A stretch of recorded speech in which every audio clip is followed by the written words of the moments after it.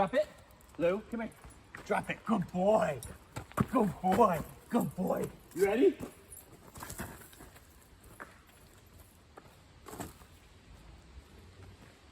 Come on, get it. What are you doing? Get the toy. Lou. Good boy. Come here. Good boy. Drop it. Drop it. Drop it. Drop it. Drop it. Lou, drop it. Hey. Drop it. Come on. Come on. Drop it. Drop it. Lou. Good boy. You ready?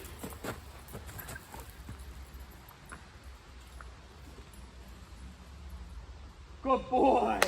Come on.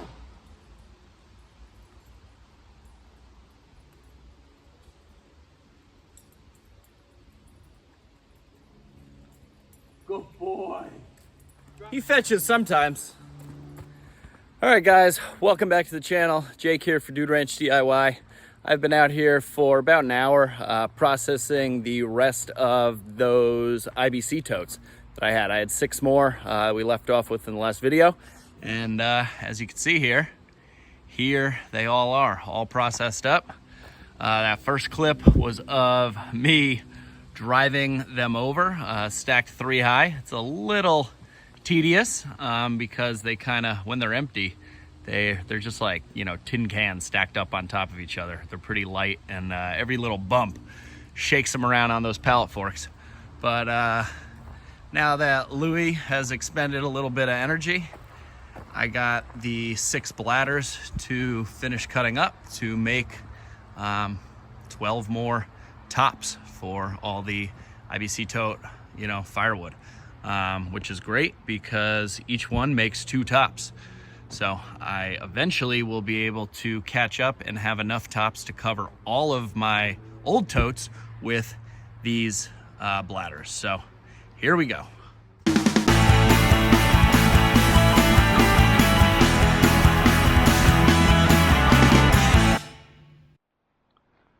Well, all right, guys, just like that, all 6 of those bladders are processed up. You can see I have the middle sections over here and the 12 covers over here. Again, if you didn't see the last video, I put this tarp down to try and catch some of the plastic shavings. You can see it catches quite a bit of them. That way they're just not laying here on the asphalt millings. So yeah, that's basically processing up these things. I found, you know, just like anything, the more you do it, the more you find little tricks to make it go faster. Definitely using the topping chainsaw.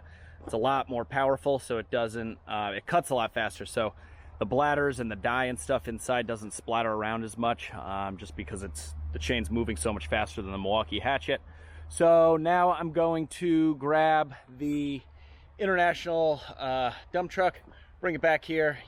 The other day when I filmed the you know, the last video processing up the totes and stuff, I took all the center sections and the garbage and everything, threw it in the back of the dumpster. So I'm gonna do that again with this stuff that's over here, and then we'll continue on our way.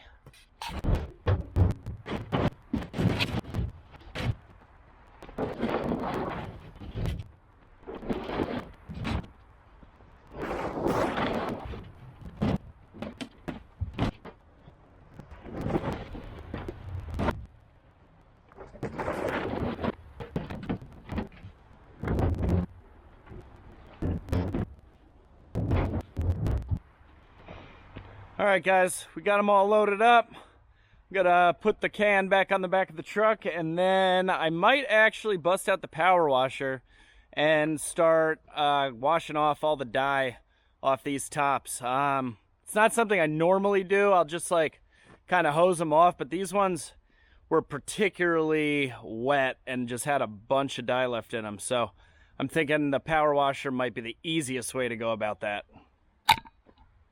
All right, guys, we are back. It is the next day. I think I left off yesterday by saying that I was going to power wash some of the tops that I had cut to get all the excess dye and stuff off. And I did do that. As you can see, I have them all stacked up here on the pallet forks behind me. However, I didn't wash all of them. I just did the ones that like had a real lot of remnants of dye, left on. All the rest of it, the residue will dry and stuff, and it'll be fine. I just didn't want to take the time to go through 24 of these things. So I want to show you, I'm actually going to be using some of these tops to put onto my existing totes that don't have tops. So let me show you what we got going on. So as you can see, here are the tops that we got, and here are a bunch of totes that don't have tops. These totes do have tops, and as you can see, I have bungee cords going across them. I actually have 10 of them with bungee cords on them. I bought these bungee cords a couple months ago, kind of as an experiment.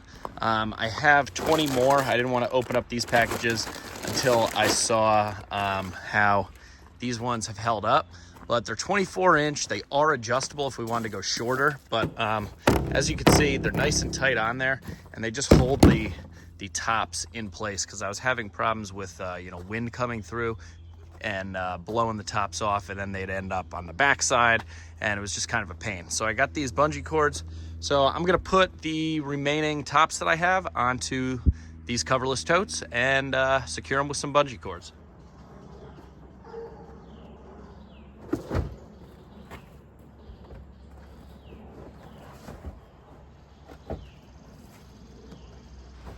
Man, these things are really on there. I cannot get them apart.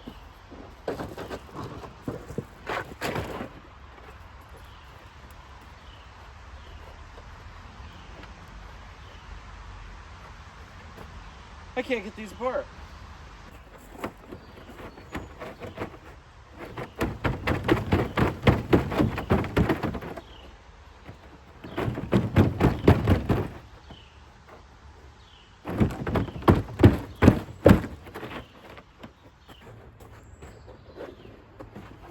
There we go. Wow. They used to say there's no greater force on this planet than the force of duct tape and 2 5-gallon buckets that are stuck in one another. But I think the IBC tote tops could give 5-gallon buckets a run for their money.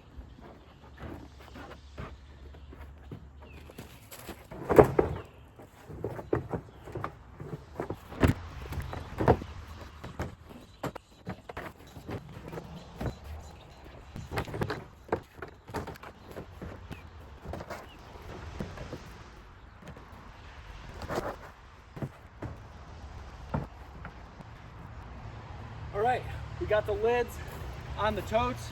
Let me grab the camera and show you a couple little things. So when I put these covers on the totes, whether it's the 330 gallon or the 275, the shorter one like right here, I kind of tuck in the back corners on the inside of the cage. As you'll see, sometimes you have to kind of just like hit the firewood forward a little bit to make a little bit of room. And then the front lip rests on the front, face of the cage here, where it turns 90 degrees, and it creates a nice little pitched roof on an angle. That way all the water will drain off towards the back, and works really well. Now, when you're using the 275 gallon bladders, they're not quite as tall. Obviously these are taller, so these overhang in the front a little bit more. But even if you go, if we were to walk back there, I have some that are covered with the 275 bladders, and the only thing is they just don't hang off the front quite as much. There isn't so much of an overhang. So that's really the only difference. They all go on pretty easily, as long as you just have a nice, kind of level, top row. If it's heaping up, then they're not going to sit and kind of fall down into the crevice between the wood and the tote quite as well. So I'm going to grab those bungee cords, and we're going to strap these puppies down. All right, so we got the bungee cords here. These are adjustable, like I said, but it takes pretty much the entire stretched length of them to reach across the totes. So I'm just, extending it out to its fullest. And then I'm just gonna latch it. and then pull it over. Just like that, it's on. Okay, so we got the bungee cords on all these totes. Now I'm going to go down there where I have some that don't have cords on them and just cover those up quick. Okay, we got covers on all of the totes that needed covers and bungees on all of the covers that needed bungees. I'm not gonna go ahead and take these tarps off these last remaining, like, I don't know, 8 or so totes, just because they're already covered and, you know, the tarps are doing fine. I just counted up and we used up 30 bungee cords, and then we have, I don't know, like 8 or so totes over here, and then 2 more wooden totes over there. So that brings us to a grand total of 40 full totes, which is like, I don't know, a little over 13 cords of firewood, which is great. And that's all just, you know, for seasoning. I do have other wood, you know, a tote full of bundles. I have a tote full of just loose wood to sell in the firewood stand. And that brings me to the firewood stand. We need to reload the firewood stand. This is 2 days before the 4th of July weekend, and we just had a $20 loose stack sell today, and we had a couple bundles at another loose stack sell a few days back. So I want to have the firewood stand nice and loaded up for the long holiday weekend. So I'm going to drop the totes, or the tote tops, off the pallet forks, pick up a couple bundles and the tote of loose firewood that I'm going to be stacking in there, and we're going to go reload the firewood stand.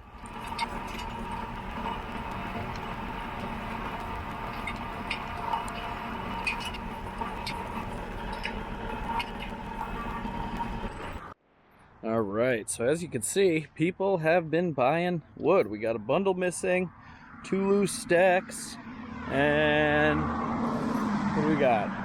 2 bundles missing from the front.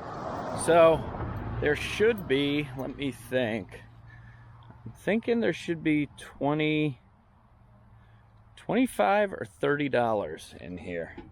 Let's see, there's the Venmo. I put up this little sign for people to read and kind of get our story, and of course plug the channel. So let's see what we got in here. Okay, so 25 bucks. That's always good. Yeah, so I guess we sold 1 loose rack and 1 bundle out of the front. Yeah, you know what? It was 1 bundle out of the front, because I've been leaving this center bundle hole empty just to make it look like people have been buying, which they have, so probably don't need to do that anymore. But things are looking good, so let's get this thing restocked.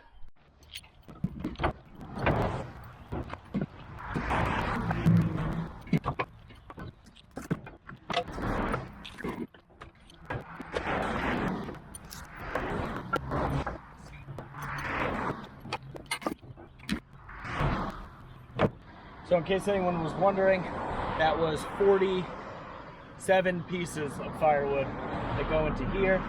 Now this bundle, let's see, 1, 2, 3, 4, 5, 6, 7, 8. So you're getting 8 pieces for $5, or 47 pieces for $20. So obviously this is a much better deal. I'm wondering if it's almost too good of a deal. Let me know in the comment section below what you think I should be charging for both the bundles and these racks. Now these are good, solid 1 cubic foot bundles. This is obviously a decent amount of firewood. I chose $20 and $5 just because those are easy bills to have in your wallet. You don't have to, you know, have multiple bills. You don't have to like be scrounging for singles, but at the same time, I also have the Venmo account, you know, if you don't have cash on you, of course. So let me know in the comment section below what you think a fair price I should be charging for these, or if my prices are good as they're currently set. All right, guys, stand is filled up. I got, I think, 46 pieces in that second loose stack. and then restock the back with a bundle and the front with a bundle, and I leave one open for good luck. So again, let me know what you guys think about my pricing scheme here in the comments below. I'd really appreciate it. So guys, I think that's gonna wrap up this video. Hope you enjoyed. I know it was a little repetitive from the last video, doing more totes and stuff, but hope you found it interesting. My phone's ringing, so I gotta go. But as always, give it a big thumbs up if you like the video. Click that subscribe button, leave comments down below. I'm Jake, this is Dude Ranch DIY. Thanks so much for watching. We'll see you here next time.